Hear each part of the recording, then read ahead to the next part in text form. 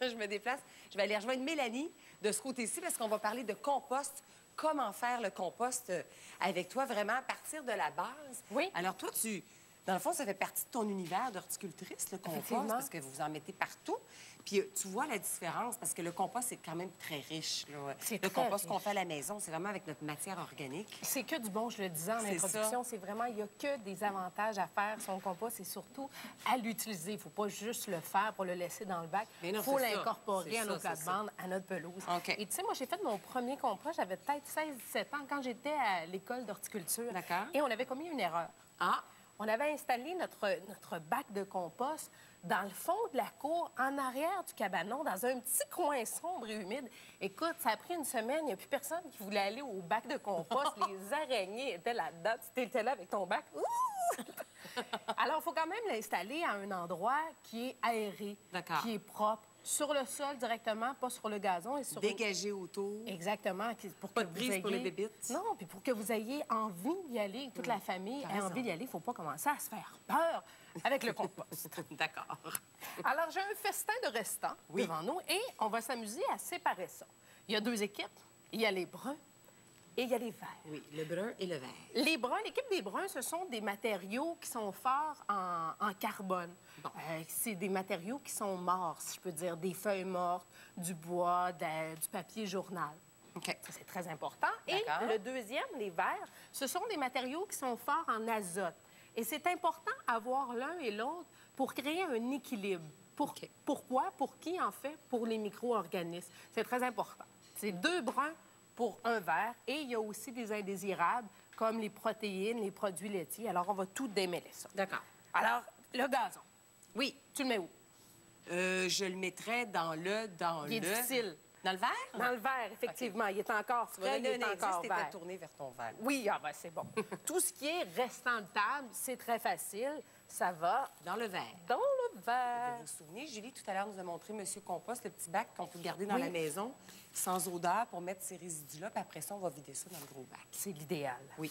Ensuite? Feuilles mortes. Feuilles mortes, ça va dans le brun. Oui, et il y en a en abondance. Hein? Des fois, il y a une abondance de vert, il y a une abondance de brun. Il y en a beaucoup. Oui. On aurait trop de feuilles mortes. Il y aurait trop de feuilles mortes. Il faut les mettre de côté. Parce que cet hiver, il n'y en aura plus de brun. On va juste avoir du vert.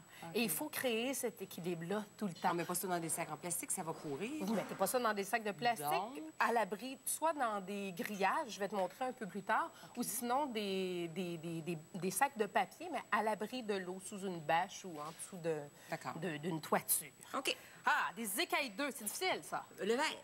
Non? Non? Le brun. Oui, parce que c'est mort. Ah, OK, c'est vrai. Si on se rappelle de notre petit On va se souvenir de ça. Ah, pelure de banane, tout ça ici, c'est facile. Ça va dans le vert. Ça va dans le vert. Là, on tombe dans le difficile. Mayonnaise. Oh, j'irais dans le vert. C'est rien.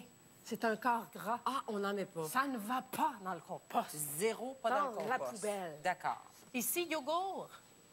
Ah, bien là, je doute. Je dirais le vert ou il n'y en a pas. La même chose que la mayonnaise. Il n'y en a pas. Non, c'est les produits laitiers. Je me disais, dans la poubelle. Il y a des bactéries dans le yogourt, mais non. Oui, non. Pas celles qu'on veut. Ah, bien là, ça va être facile. Le fromage, il n'y en a pas. C'est ça. Alors, dans la pelouse ici, ça, c'est de la sciure de bois. Dans le brun. Dans le brun, exactement. Et là, j'ai une attrape pour toi. J'espère bien t'avoir. Qu'est-ce que c'est, ça? C'est un restant de mauvaise herbe. D'accord.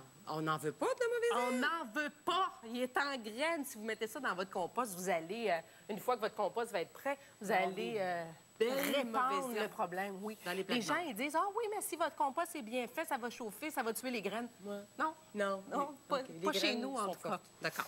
Un os, ici. On n'en veut pas. On n'en veut pas. Il y a de la viande, il y a du gras, après ça, on n'en veut pas. Et le marc de café. Dans le brun? Dans le brun, exactement. Mais c'est brun.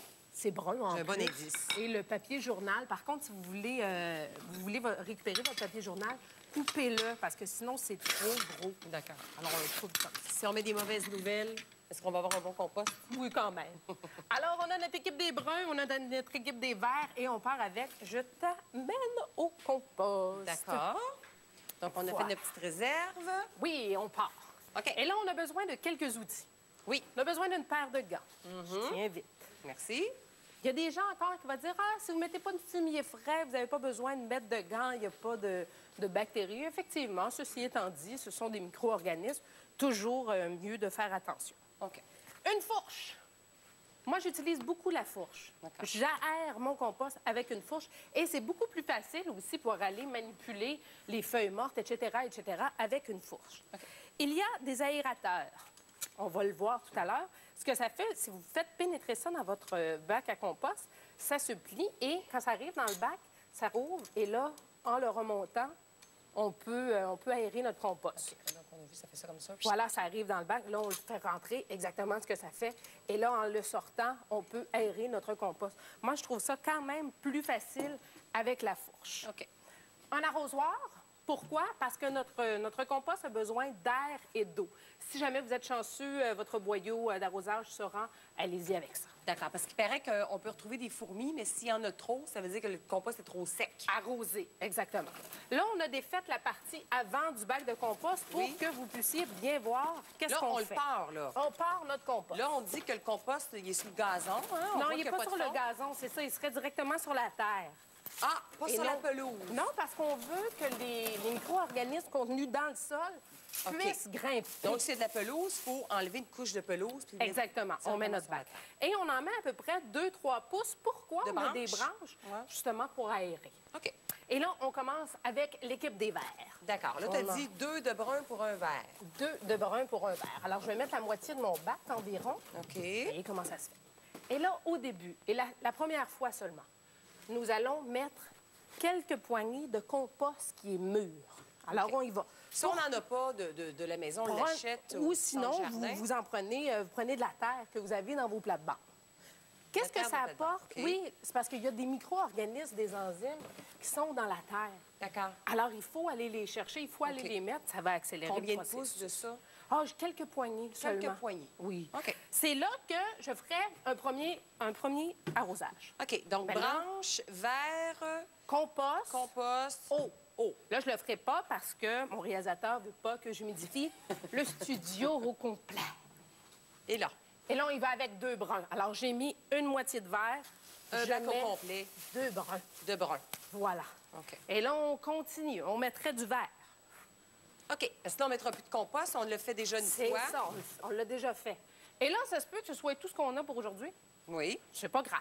D'accord. On s'en va, on va à nos occupations. La semaine d'après, on revient et souvent, on revient avec des déchets verts. Alors, on met ça là-dedans, on prend du brun, on le met à l'intérieur. C'est ça que tu parlais de tes travaux. Oui, c'est ça que je dis qui est très intéressant. Vous pouvez accumuler les feuilles, accumuler les verres et vous y allez au fur et à mesure que vous en avez besoin. Ah, tu accumulerais tes verres dans des trucs comme ça? L'été, on se ramasse avec beaucoup de verres. Vous mettez une bâche pour pas que ça commence, pour pas finalement que ça s'en aille partout. Alors, vous juste une bâche de plastique. À cause du vent puis tout ça, mais on veut quand même que ça respire un peu. Exactement. Alors, c'est un bon truc, je trouve, pour en avoir toujours un peu sous la main. Oui, d'accord. Oui. Et là, les gens vont me dire des fois, Mélanie, le compost, ça sent. Pas si vous avez l'équilibre 2 bruns, 1 vert. D'accord. Si ça sent, ça peut soit sentir l'ammoniac. C'est parce que vous avez trop d'azote. Rajoutez du brun. OK. Ça peut aussi, souvent, les gens me disent, ça sent les œufs.